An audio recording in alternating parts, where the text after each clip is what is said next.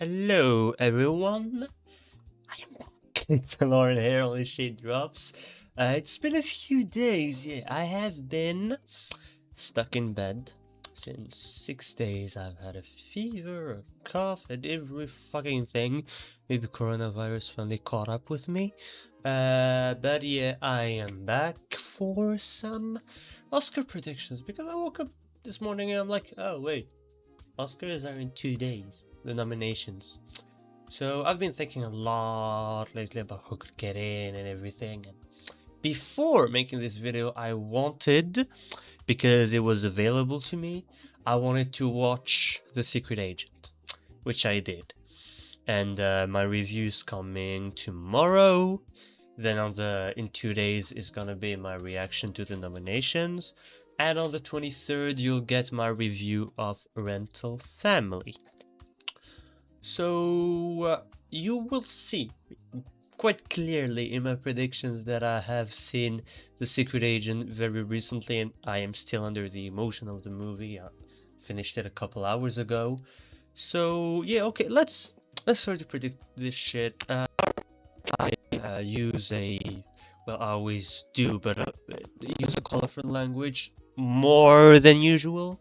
That's what 6 days stuck in bed will do to you. So alright, let's start with best picture. Yeah, let's do best picture. Alright, okay, one battle after another is the front runner, we know that. It's probably winning best picture. Hamnet just won the Globe Drama, so I'm assuming it's probably number 2. I'm yet to watch that film. I think in all that list, I'm only yet to watch Hamnet, Marty Supreme, and Avatar Fire and Ash. But as you see my prediction, I don't think Avatar Fire and Ash is really gonna matter. So Hamnet number 2, Sinners number 3. Sinners may be the most nominated movie. The most nominated film does rarely win, though. Like, it doesn't happen often. I think that the most nominated film gets the Best Picture Oscar, but that's not like a rule. It can happen, but just most of the time it does not. Sentimental Value is safely in Marty Supreme. The Secret Agent, yeah, I have it at number 6. I'm even considering putting it in front of Marty Supreme. Oscars are not BAFTA or SAG or DGA or PGA or those guilds that cannot put the subtitles on.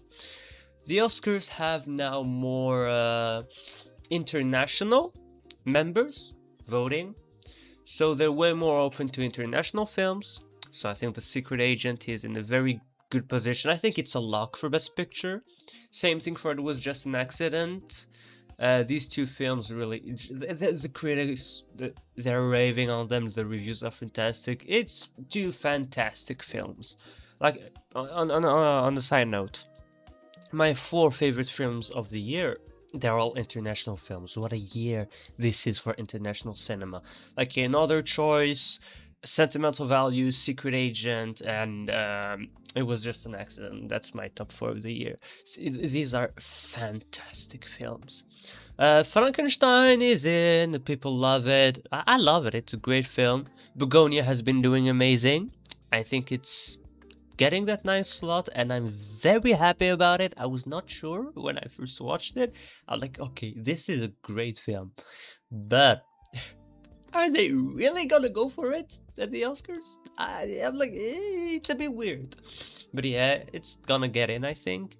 Then that 10th slot. My god, how I wish for No Other Choice.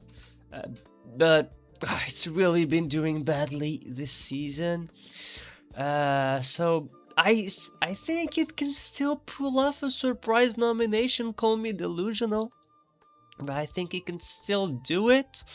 I don't think Blue Moon can. I don't think Wake Up Dead Man can. Avatar Fire and Ash is toast. It's Fire and Ash.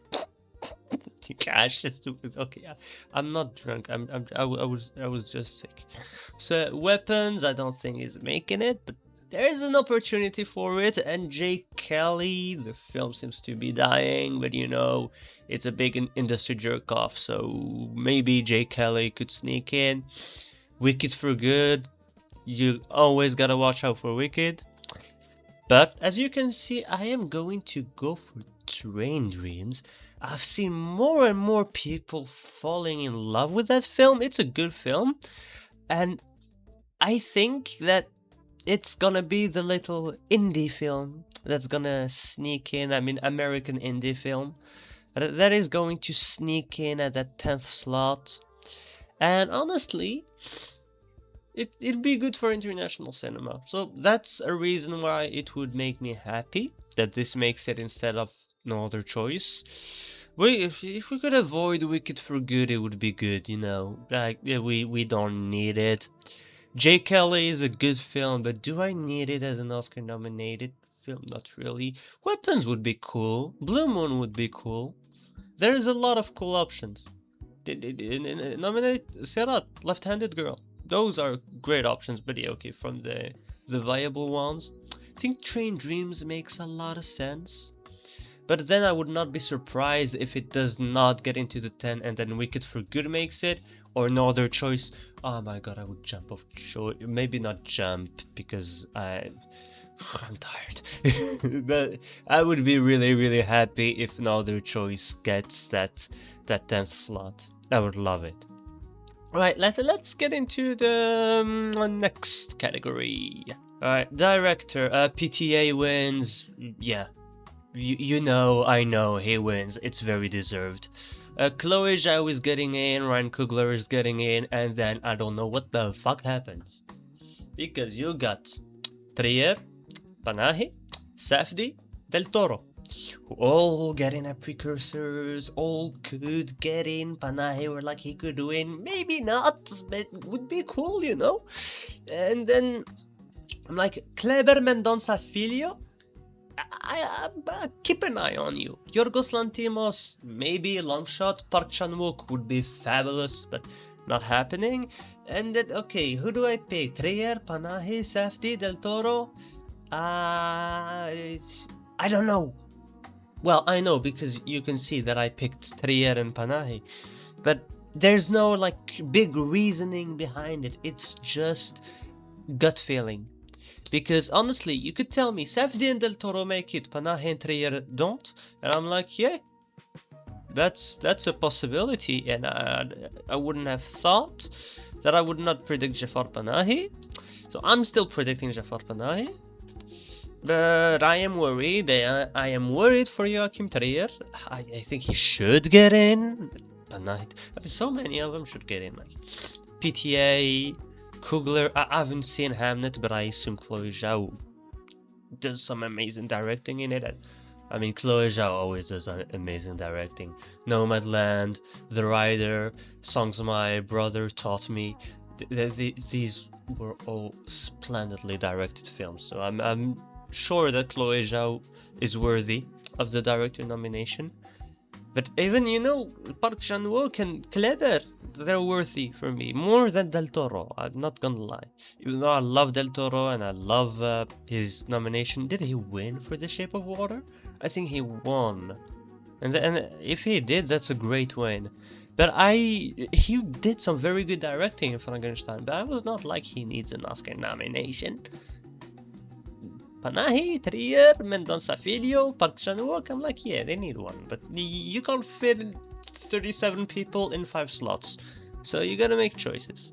Coogler also is worthy, and yeah, okay, Trier and Panahi, let's get to actress, because if I keep talking, then I'm gonna change my mind. And I'm like, yeah, I don't know. Alright, actress. Jessie Buckley seems to be winning. I'm loving it. I haven't seen her performance in Hamlet, but I adore that actress, so let's go, Jessie. When I'm gonna watch Hamlet, I'm gonna review it and tell you if I think she has the best performance of the year or not. Rose Byrne, if I'd kick you, she's phenomenal. She's gonna get in. She won the Globe. It's so well deserved. Renata Rein's Best Sentimental Value. She is getting in.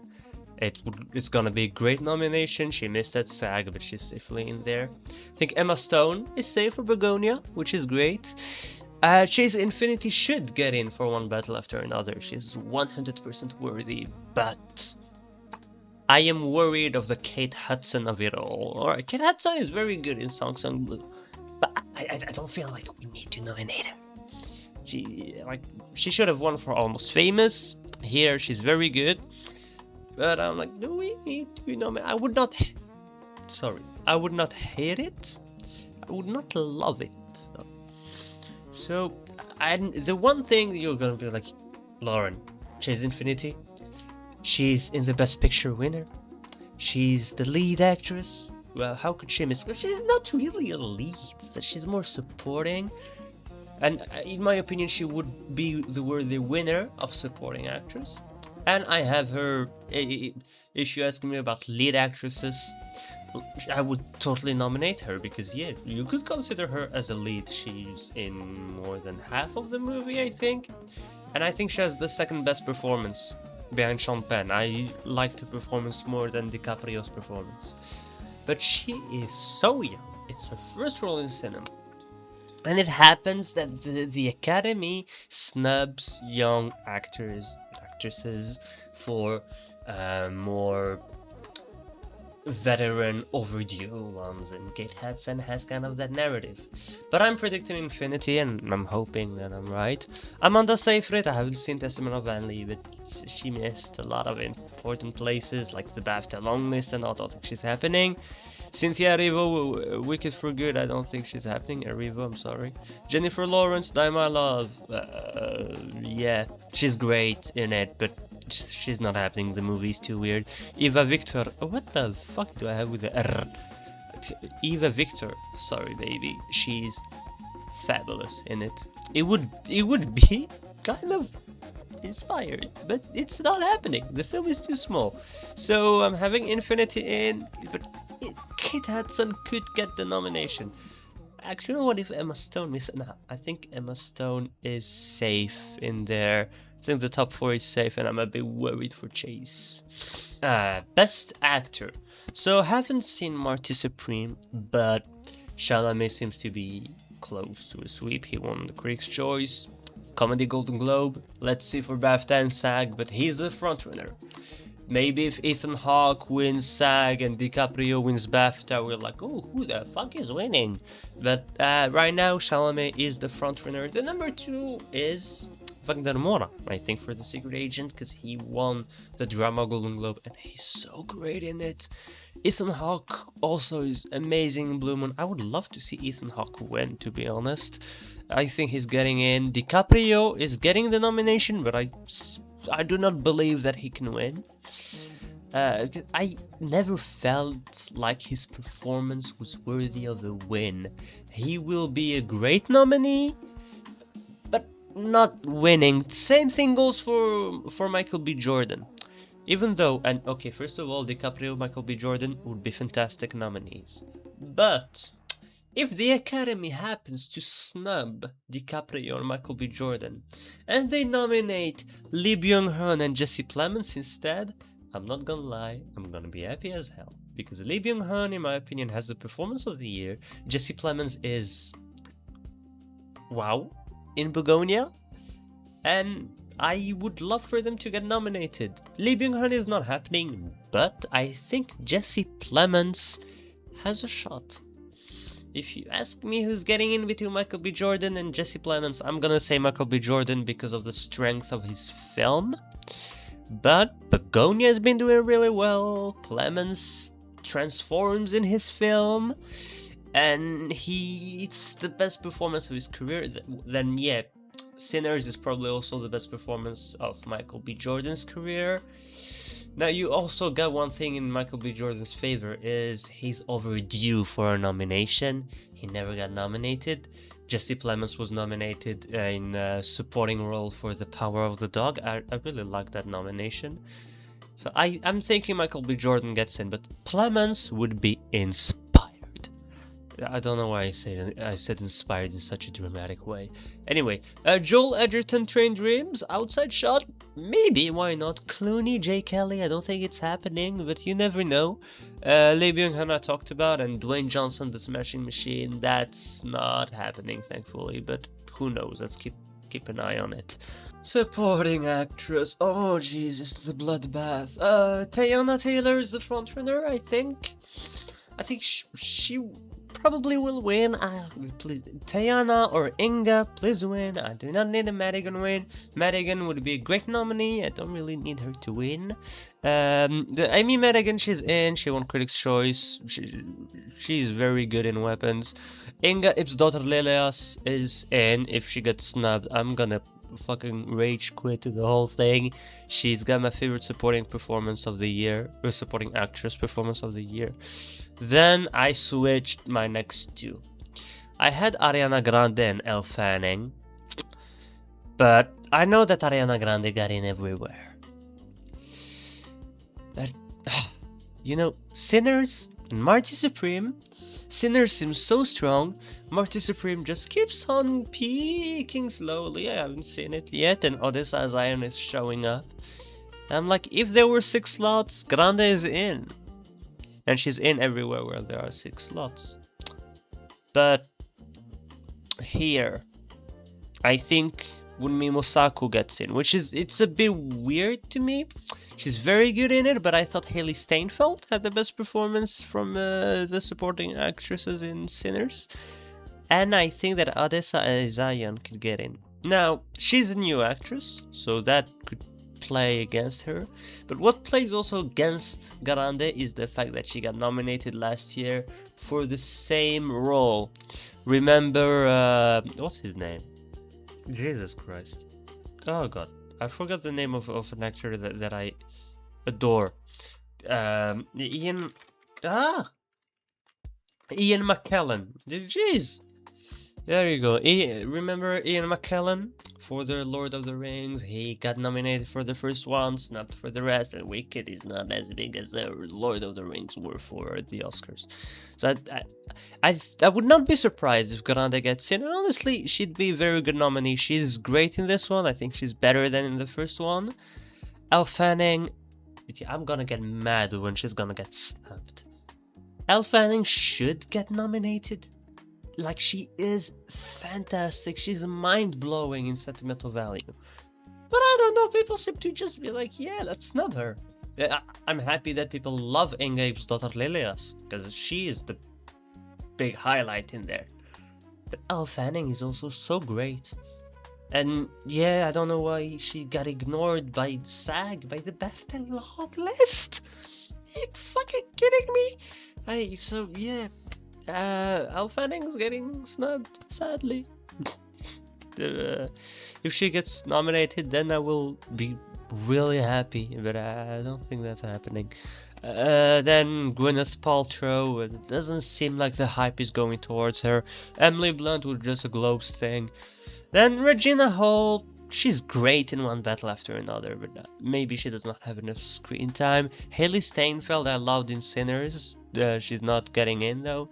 Glenn Close, Wake Up Dead Man, I think that's yeah, dead. God, stop these jokes, Lord. Alright, adapted screenplay. One battle after another, obviously. Hamnet, Begonia, Frankenstein, then it's Train Dreams or No Other Choice.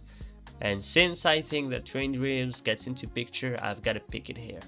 I think the 5th slot here is gonna be the 10th slot in Best Picture. If No Other Choice gets the screenplay nomination, then I'll be like, okay, it's getting into picture. If it does not, well, congrats Train Dreams. Wake Up Dead Man could get in, and then my whole theory would be wrong, because Wake Up Dead Man is not getting into picture. Wicked for Good is a long shot. I think even the first one didn't get nominated for screenplay. Nouvelle Vague, Nuremberg, they're not happening. I don't know, I still have them in there. Original screenplay, this is the award that Sinners is winning, the big one for Sinners. I don't think there's another big award that they're getting. They're gonna get some craft wins. And it, you know, it's a great film. It should get an Oscar, a big one. So original screenplay makes sense. I'd love to see Sentimental Value and The Secret Agent win this.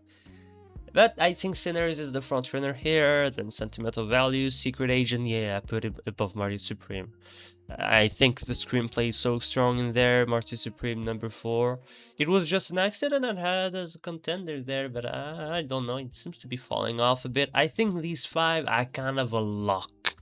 I would be surprised if anything else gets in. Weapons is a long shot, and it's the closest one. The J. Kelly, it's not Blue Moon. Sorry, baby, that's not happening. Sorry, baby would be cool, but it's not happening. I don't think so, and I think Sorry Baby's in my top 10 films of the year, and I would love to see it at the Oscars, but I don't think it's getting into this category or any category. Casting. So we got a short list here, and yeah, okay, one battle after another, and Sinners are gonna battle it. You got it. I think one battle after another is again the front runners. Sentimental Value is getting in. Hamnet 2, they're just very strong films for Best Picture. Then the fifth slot. Right now I'm going for Marty Supreme because it seems like Josh Safdie made some really risky choices with his casting, as usual, and it seems to be paying off. But I think The Secret Agent has an amazing ensemble and would be a worthy nominee. Wicked for Good could get in, but it's not getting in. Weapons, Frankenstein.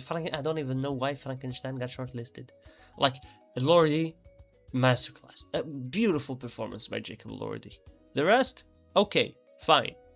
Not great, far from bad. Good. Best casting? Just for Elordi, maybe? Not for the ensemble? I don't know. But well, they're in there. And I love Frankenstein. It's a great film. Just this is one nomination it did not need. Serrat would be cool because they get people who are not even actors and they did a fantastic job in it. So Serrat will not get in, but could be a great nominee. Alright, international feature. Kind of love that category.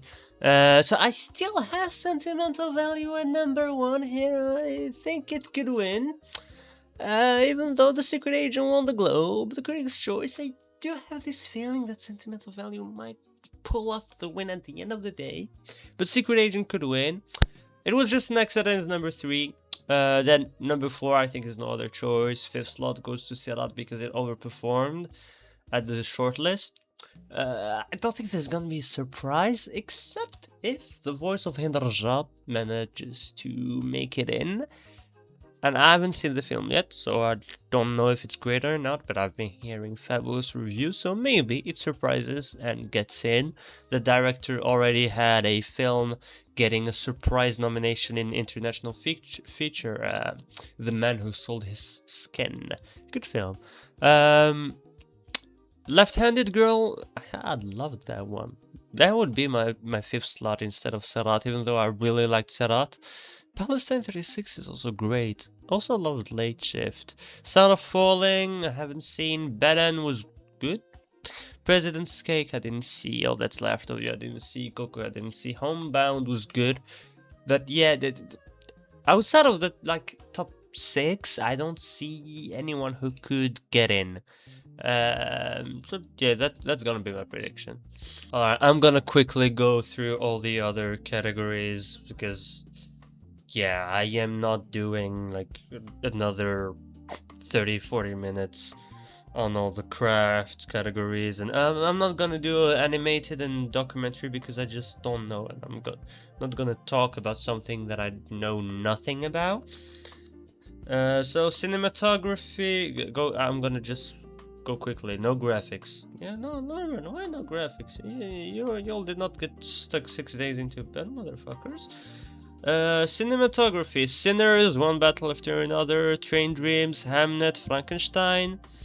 Editing, One Battle After Another, Sinners, Marty Supreme, Hamnet, F1. Production design, Frankenstein, Sinners, Wicked for Good, Hamnet, Secret Agent. Yeah, I don't give a fuck. Costume design, Frankenstein, Wicked for Good, Sinners, Hamnet, Marty Supreme. Makeup and hairstyling, Frankenstein. There's a lot of Frankenstein in there. Frankenstein, Wicked for Good, Sinners, One Battle After Another, The Smashing Machine. Visual effects, Avatar, Fire and Ash, Frankenstein, F1, Sinners, Wicked for Good. Sound, F1, One Battle After Another, Sinners, Frankenstein, Serrat. Score, Sinners, One Battle After Another, Hamnet, Marty Supreme, Frankenstein. Song, I had no clue, but I was like, okay. There's that golden K-pop Demon Hunter song that's been doing really well. Girl in the Bubble, I Lie to You from Sinners, Train Dreams, and I've put in the song from the Ballad of Wallace Island. because I remember it. Yeah, don't go looking for midnight at 4 o'clock. That's basically the reason. So, alright, these are my predictions for the Oscar nominations. Tell me in the comments who do you think is getting in, who's getting snubbed. In 2 days you can come tell me, see Lauren, you don't know shit. Yeah, I don't know shit. So I will see you lot in another video. Put a like. You know the drill. Bye bye. Alright y'all, I have a little problem. I just forgot to record my supporting actor part, so I'm recording it right now, you know. Improv, we're gonna be at the end of the video. Yeah, sorry. Or maybe not at the end of the video. How the fuck am I gonna edit it? Supporting actor, where's my thing? Yeah, actually, no need. Skarsgård, Del Toro, Penn, Elordi, Mescal. That seems like pretty obvious to me. If there's a shock nomination, I'd say Delroy Lindo, Miles Caden, maybe. I don't believe Miles Caden, neither Adam Sandler or Jacoby Juba. No, it's gonna be these 5: Skarsgård, Del Toro, Penn, Elordi, and Mescal. Yeah, it's gonna be these 5. Yeah, that was a bit of a quick one. I apologize.